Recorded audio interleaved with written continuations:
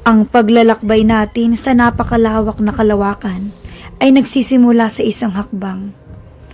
60 milyang pababa mula sa kulay asul na planetang ito, ang ating tahanan, ang Earth.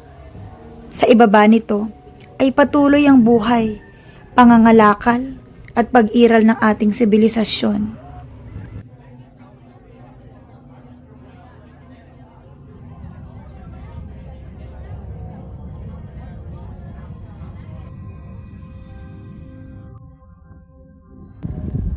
Pansamantala muna tayong umalis sa mundong ito. Iwanan ang pressure ng buhay sa loob nito at maglakbay patungo sa tila walang katapusan na dagat ng kadiliman.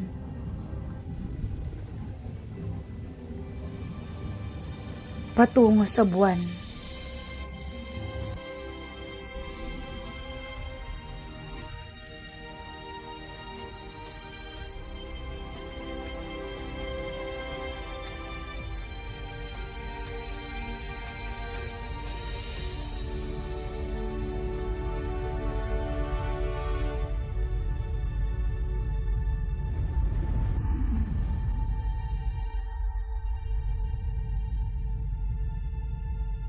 Ilang mga astronauts na din ang nasubukang daanan ng landas na ito bago pa tayo.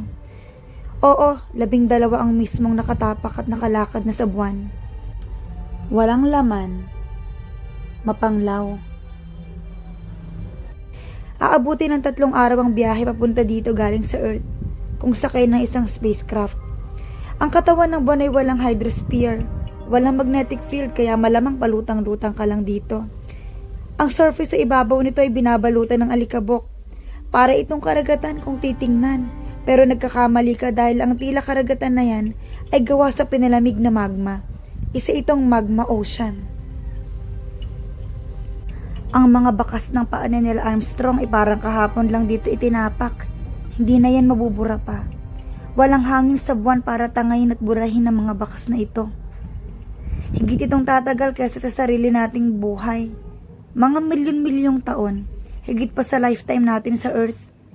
Limitado lang naman kasi ang ating buhay. Walang paghilom at pag-move on sa ganitong klase ng environment. Para itong isang disyerto na pinagdarausan ng digmaan. Sa mga ayaw mag-move on, bagay kayo sa moon.